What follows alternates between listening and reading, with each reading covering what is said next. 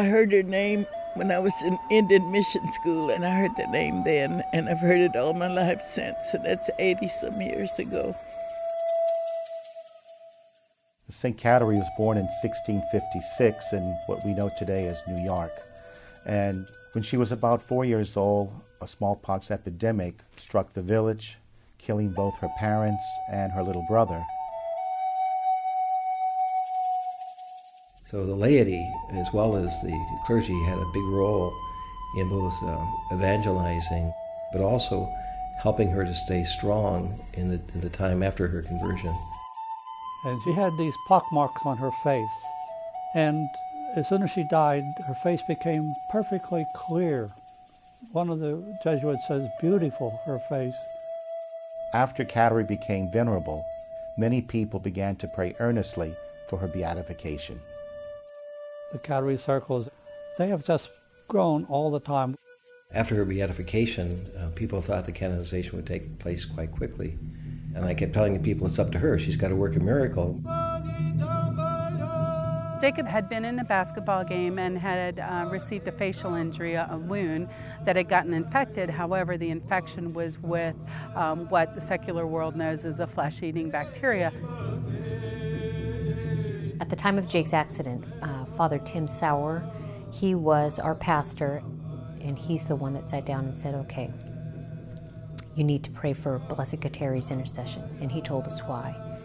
And his reasoning being that she also was young, she was infected with smallpox that scarred her face, and that she too was Native American. I've heard of many people who were brought back to the church because of my story, and so I certainly feel like that was one of the purposes. Saint Kateri welcomes us to Rome through her heart and the heart of the church. Good evening.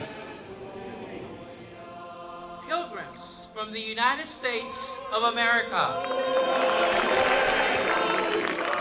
It was a big blessing to be there in person, to see it all and see the multitude of people and the excitement. Kateri Tekakwitha.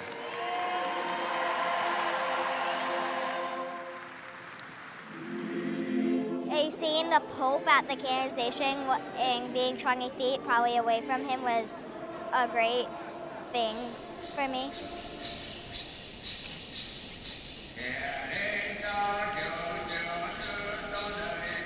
I feel really proud that she's being seen right now because she's a native and she's just like us and like me. She was native and she stayed true to her native tradition, but also lived that in her Catholic life. For 330-some years we waited. Well, through the Kateri circles and the Tekakwitha conference, we've all been uniting. You see every nation here. And I think that we're even going to get closer because of her. And everybody is so happy. There, I'm going to cry again. And we call her beautiful, high-up woman. And now she is high up. Today, the Lord has given us an extraordinary new companion for this pilgrimage of our hearts.